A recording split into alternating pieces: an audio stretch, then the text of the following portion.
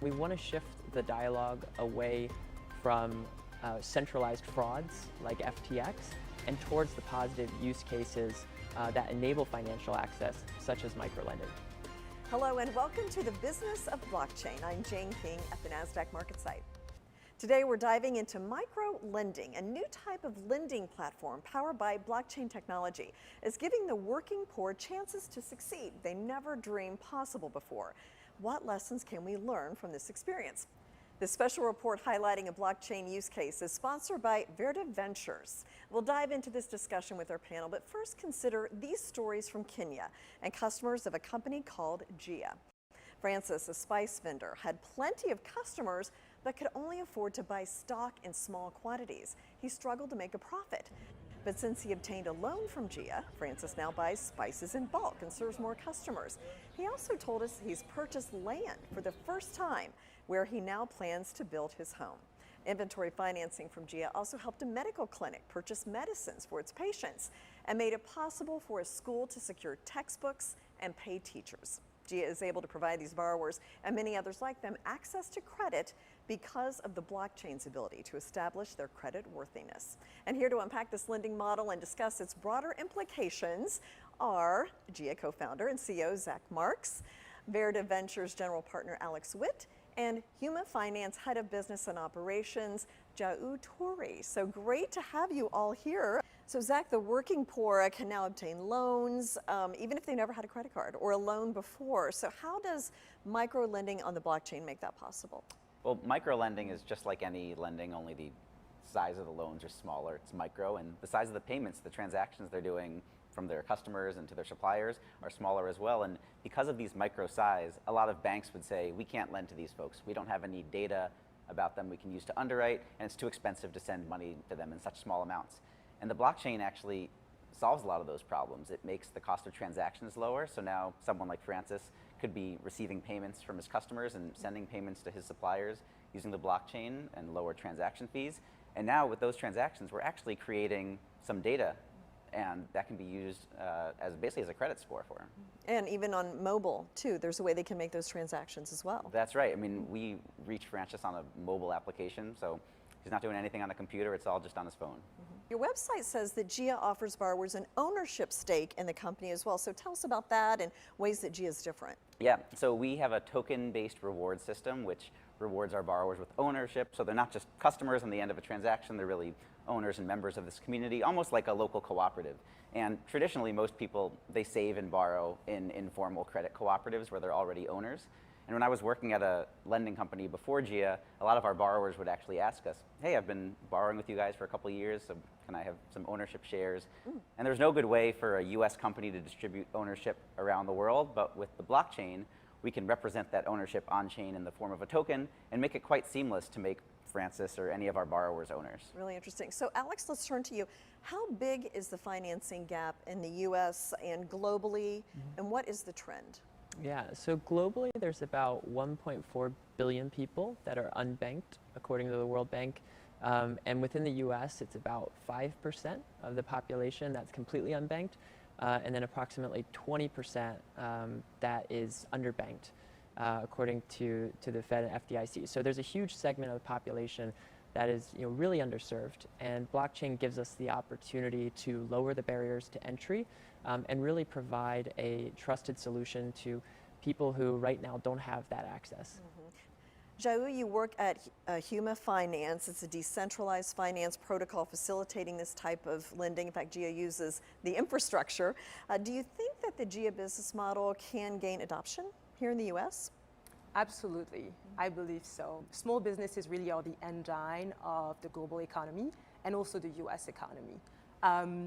I believe that the blockchain will probably transform global capital markets generally. They provide transparency and trust. They provide efficiency to move capital, and they also provide a layer of equity that all societies need. Now, Mayor Eric Adams here in New York has talked about the asylum seeker crisis. There's thousands of people coming. He wants to make it possible for them to find work and to earn an income. Is there a way that this blockchain-based micro lending could solve that problem? Anybody want to weigh in? Yeah. Or all of you can. Gotta If you want to give gotta it, take a Alex, do you second want to to think. start? Sure, I'm happy to start. I mean, ultimately, blockchain and mobile wallets can enable the transfer of value, just like the internet enabled the transfer of information, which basically means the costs go to zero. And so it's precisely this segment of the population, for example, that can benefit from this lower cost entry. And we view financial access as kind of the initial building block to engagement in the economy. So if you don't have any financial access, it's hard for you to, for example, receive payment from somebody who is not next to you and can give you cash. And so really we view financial access as the first step in enabling employment for a segment of the population that is currently very underserved. Jaru, did you have anything to add to that? Yeah, what I wanted to add, I mean, I totally agree with what you said, Alex. And I think on top of that, by having a wallet, by transacting on the blockchain over time, beneficiaries or borrowers create a track record. So for refugees or any kind of unbanked populations which don't have credit scores, we may not have data associated with their consumption patterns. It is very important to build that track record over time. So I think the blockchain can help with that over time and like create basically a track record that can be used by a number of institutions like the GIAs of this world to underwrite borrowers and provide credit. Yeah. Now, we know microlending works clearly. We've talked about that. What about large loans? Is that an underserved market that we could see some solutions to, Zach? For sure. I mean, in the markets where we serve, Francis, like Kenya, it's not just micro businesses like one guy with a spice shop, but we even find quite significantly larger enterprises that we've been serving. So we don't just do loans of $500, we've done some loans of $50,000 because there's a real need for that. Yeah. Alex, what would your message be to U.S. lawmakers about the importance of this innovation? Yeah. Our vision is that anyone with a mobile phone should have access to financial tools equivalent to a bank account. And we want to shift the dialogue away from centralized frauds like FTX and towards the positive use cases that enable financial access, such as microlending. Now, Zack, Francis, your customer from Kenya, we talked about earlier, had something he wanted to tell our viewers. So let's have a listen. It is my wish and my prayer that people will get the information, people they'll get to know how GIA can lift you up. Because if GIA has been that bridge to me, I know it can be a bridge to someone else, and I know it can be even a bridge to you. Now, in case some viewers had trouble understanding what Francis just said, I will quote him now. It is my wish and my prayer that people will get this information and people will get to know how GIA can lift you up, because if GIA can be a bridge to me, I know it can also be a bridge to someone else and even to you. Oh, that's awesome. Thank you, Francis, for that wonderful quote. It seems you've made a lot of friends along the way, Zach. Is this personal to you?